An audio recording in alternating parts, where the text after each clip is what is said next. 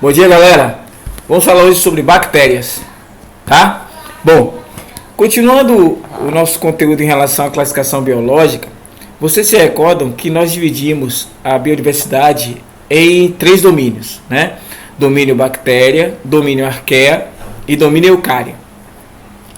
Sendo que o domínio bactéria e arqueia, os domínios bactéria e arqueia, eles são representados por integrantes do reino Monera. Então são desses organismos que nós vamos falar na aula de hoje. Então essas bactérias, o termo bacterium, ele foi introduzido em 1828, tá? E essas bactérias, como eu falei para vocês, vão se dividir em 2 domínios, o bactéria e o arqueia. Sendo que esses seres, eles representam, né, a população de maior abrangência no planeta. Então, são os seres, né, são os organismos mais abundantes do planeta Terra. Só para vocês terem ideia, se a gente partir de uma porção equivalente a 1 kg de solo, a gente vai encontrar nesse quilograma de solo cerca de 1 bilhão de bactérias. E elas não só vivem no solo, né? Elas são os organismos mais versáteis que existem no planeta. Elas estão adaptadas aos mais diversos ambientes. E por característica geral, né, esses organismos, eles são dotados apenas de uma única célula, e essa célula é extremamente simples, é uma célula procariótica. E aí, como a gente, sempre quando a gente fala de bactérias, né, as pessoas se assustam porque sempre associam bactérias a doenças. E aí eu tranquilizo vocês dizendo o seguinte, que as bactérias causadoras de doenças representam a minoria. Então, a maioria das bactérias, elas não trazem nenhum tipo de prejuízo ao ser humano, tá? Apenas uma pequena parte delas, um pequeno grupo, é que são consideradas bactérias patogênicas, ou seja, bactérias causadoras de doença. E como eu falei para vocês, elas são organismos extremamente versáteis, elas vão participar da dinâmica do planeta, tá? Permitindo que uma série de outras espécies existam. Então vamos pensar que a gente possa ter, por exemplo, uma diversidade muito grande de bactérias. E essa diversidade vai também apresentar uma série de formas. Então, existem bactérias esféricas, que são classificadas como cocos, existem bactérias em forma de bastões, que são chamadas de bacilos, ou bactérias até mesmo no formato espiral, tá? E aí vão ser chamadas de espirilos. Então, essas bactérias, elas vão poder ter formatos diversos, tá? E aí, o que acontece? Os cocos, por exemplo, são redondos, tá? Mas também eles podem ter um formato oval, podem ter um formato alongado, ou até mesmo pode ter um formato achatado, pelo menos em uma das extremidades. Quando as bactérias são formadas por mais, né, de um copo, de uma esfera, por exemplo, então a gente pode entender que a gente pode falar, por exemplo, em diplococos, ou se essas esferas estiverem organizadas em cadeias, streptococcus, ou então se estiverem formando uma espécie de cacho, aí nós teremos os estafilococos. Então, essa classificação é de acordo com o número de esferas, né, ou de estruturas esféricas que a bactéria pode apresentar. Além disso também, nós temos os bacilos, né, como vocês estão observando aqui, esses bacilos, né, onde o mouse está passando aqui, as células, elas têm uma forma muito similar a lanças, né? Ou então você pode ter extremidades arredondadas ou retas. E aí a gente percebe que pode até acontecer de alguns bacilos serem semelhantes aos cocos. Aí nesse caso, a gente vai classificá-los como cocobacilos, né? Além disso também, nós temos as espirais, que por ter uma ou mais espirais, a gente pode pensar então que eles podem ter o formato de vírgula, aí você vai ter os chamados vibriões, ou então o formato de sacarrolhas, tá? O formato espiral, aí serão chamados de espirilos. Há ainda também um outro grupo que recebe o nome especial de espiroquetas, porque aí, além do formato espiral, o corpo é um pouco mais flexível, tá? Então aqui você tem as fotos do vibrião, do espirilo e das espiroquetas, tá? Além disso também como eu falei para vocês, por serem organismos extremamente versáteis, eles vão apresentar estruturas. Essas estruturas vão permitir a sobrevivência desses organismos em determinados ambientes. É claro que existem estruturas que são universais, que vão existir em qualquer tipo de bactéria. Existem estruturas que serão específicas, tá? E aí essas estruturas específicas vão oferecer a essas bactérias uma capacidade a mais de sobreviver frente a um determinado fator adverso. Então vamos pensar que a estrutura bacteriana, tá? A estrutura bem básica, é similar a essa figura aqui. Então a gente vai falar aqui de cada estrutura dessa. Essa cápsula geralmente ela não está presente em todo tipo de bactéria, tá? Ela está presente em determinadas bactérias, que são bactérias, geralmente bactérias patogênicas. Bactérias são causadoras de doença. Qual é o intuito, qual é o objetivo dessa cápsula? Proteção, oferecer maior proteção dessas células bacterianas frente a um fator adverso.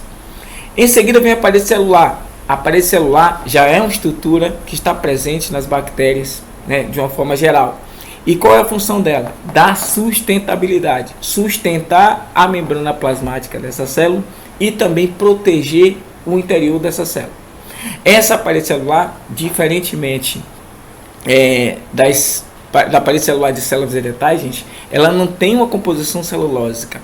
Ela é composta, tá, de uma substância classificada como peptidoglicana, tá? É uma mistura de aminoácidos com carboidrato. Então essa é a composição da parede celular de uma bactéria. Em seguida existe a membrana plasmática. Essa membrana plasmática ela não vai só envolver o material citoplasmático da bactéria, como também vai permitir as trocas entre o interior da bactéria e o ambiente externo, ou seja, a passagem de substâncias, tá?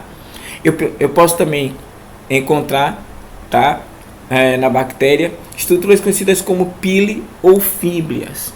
Essas estruturas, gente, elas têm como função ou permitir a adsorção de compostos, tá? O que é a adsorção? É a aproximação de compostos à célula bacteriana. Permitir também que essa bactéria ela se instale sobre determinadas superfícies, então vai permitir também a adesão dessas bactérias às superfícies, ou ainda também a partir dessas estruturas as bactérias elas podem estabelecer uma ponte de comunicação, a chamada de ponte citoplasmática, que vai ser um fator muito interessante para um dos processos de reprodução que as bactérias podem apresentar, que a gente vai discutir já já. Então você tem aí a cápsula, função protetora, parede celular sustenta e protege a célula bacteriana, membrana plasmática permite as trocas entre a bactéria e o meio, e pileofíbrias tem o papel de permitir a adsorção, permitir a adesão e permitir também a troca de material genético entre duas bactérias. Além disso, não poderia faltar a presença de ribossomos, que é uma estrutura citoplasmática responsável pela síntese proteica, tá? E lá disperso no citoplasma o material genético, tá? Que recebe o nome de nucleóide. Então, o nucleóide representa o material genético da bactéria que se encontra disperso no citoplasma. Além disso, também algumas bactérias podem possuir flagelos, que são estruturas que vão permitir a locomoção dessa bactéria no ambiente natural dela. Bom, galera, sem contar ainda que o nucleóide ele é um material genético que ele está relacionado com o processo de reprodução da bactéria. Por que eu estou falando isso? Porque existem bactérias que, além do nucleóide, tem um outro DNA especial, um DNA circular, chamado de plasmídeo. E esse DNA circular chamado de plasmídeo, diferente do nucleóide, ele não tem relação com a reprodução bacteriana, ele tem relação com o controle metabólico da bactéria, ou seja, todas as atividades realizadas pela bactéria em nível intracelular é controlado por esse plasmídeo. Além disso, também esse plasmídeo está relacionado com o processo de resistência dessas bactérias em relação a determinados antibióticos, porque esse plasmídeo ele controla a síntese de algumas enzimas que vão oferecer a essa bactéria resistência a substâncias que têm caráter antibiótico, tá? É muito importante também a gente entender que, como todo e qualquer outro organismo, as bactérias elas também se reproduzem. E esse processo de reprodução, ele se diferencia bastante. As bactérias, normalmente, elas vão utilizar um processo conhecido como cisciparidade ou bipartição, que é o que está sendo representado na figura, tá? Que eu estou agora mostrando para vocês. Então, nesse caso aqui, o citoplasma bacteriano, ele sofre uma divisão, tá? E ao se dividir, ele origina novos organismos. Detalhe, esse processo de reprodução é um processo assexuado, portanto, as células formadas, elas são clones, elas não têm variabilidade genética entre elas, tá? Um outro processo também utilizado é a conjugação. Nesse caso, você vai ter a presença de dois organismos, e entre esses dois organismos haverá troca de material genético. Então, nesse caso, a conjugação, diferente do processo de cisciparidade, é um processo que vai gerar variabilidade. Isso acontece normalmente quando as bactérias elas estão submetidas a um ambiente adverso. E aí, para ela gerar, né, características que possibilitem a ela a sobrevivência nesse ambiente, essas bactérias então trocam material genético, permitindo, portanto, a formação de indivíduos geneticamente diferentes.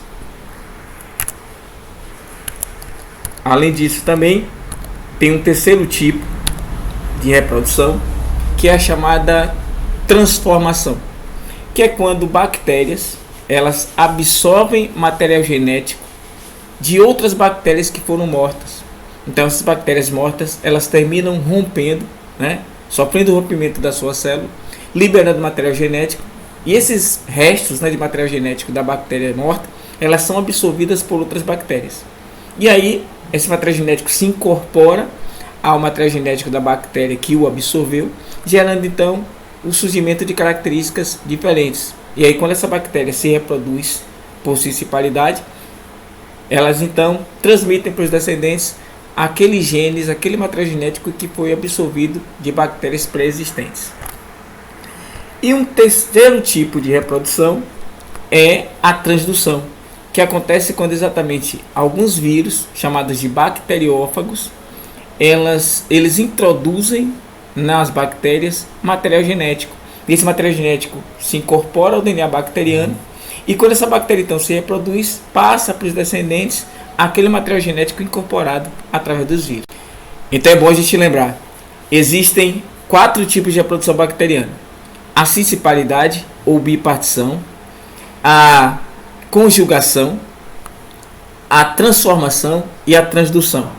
Lembrando que nos processos de cisciparidade ou bipartição não há variabilidade genética. Então, as bactérias formadas a partir desse processo, todas são clones, tá? Todas são iguais geneticamente falando. Não esqueçam disso. Bom, além da reprodução bacteriana tão discutida, as bactérias também elas trazem uma grande importância, né? O estudo delas traz uma grande importância, principalmente para nós seres humanos. Por quê? Porque, como eu falei para vocês, apesar de ser uma minoria, algumas bactérias são causadoras de doenças, que é um tema que a gente vai discutir na próxima aula, as doenças causadas por bactérias. As bactérias também, elas têm um papel importantíssimo em termos de meio ambiente. Então, existem bactérias que vão decompor, né, a matéria orgânica, e aí vai permitir a ciclagem de nutrientes em todo tipo de ambiente, seja ele terrestre ou aquático. Então as bactérias têm um grande papel ecológico, né, podemos assim dizer. Elas também podem fazer parte do metabolismo de alguns organismos, porque existem bactérias que vivem no interior de outros organismos, ajudando esses organismos a sintetizarem determinadas vitaminas, ou então fazer a digestão de determinados compostos. Um exemplo são as bactérias que existem no interior de ruminantes, né? Esses ruminantes eles não produzem a enzima celulase, e essas bactérias precisam, portanto, existirem dentro desses organismos para que façam a digestão da celulose. para que esses organismos ruminantes consigam glicose para o seu metabolismo. Então, se não fosse a presença desses organismos no interior dos ruminantes, os ruminantes não conseguiriam transformar celulose em glicose. No nosso intestino, por exemplo, existem bactérias que vão ajudar o nosso organismo a sintetizar a vitamina K, uma vitamina extremamente importante para o processo de coagulação sanguínea, né, no nosso corpo. Então a gente percebe que as bactérias elas vão desempenhar uma série de atividades que vão permitir a sobrevivência de outras espécies. Há também um grande interesse, tá, principalmente da área de biotecnologia, no estudo desses organismos, porque muitas vezes em laboratório esses organismos eles são manipulados geneticamente para que nós consigamos determinados recursos ou determinados produtos. Por exemplo, é possível que a gente consiga fazer com que bactérias produzam insulina humana. E aí essa insulina ela é obtida de uma forma mais fácil, em menor espaço de tempo e a um menor custo econômico, né, ou financeiro. Então, diante disso, pessoal, se faz necessário, né, o estudo desses organismos. Na próxima aula, a gente então vai falar da importância que as bactérias têm para a questão da saúde pública. Aí nós vamos falar de doenças bacterianas e de algumas curiosidades, por exemplo, como as chamadas superbactérias. Valeu? Então até a próxima aula.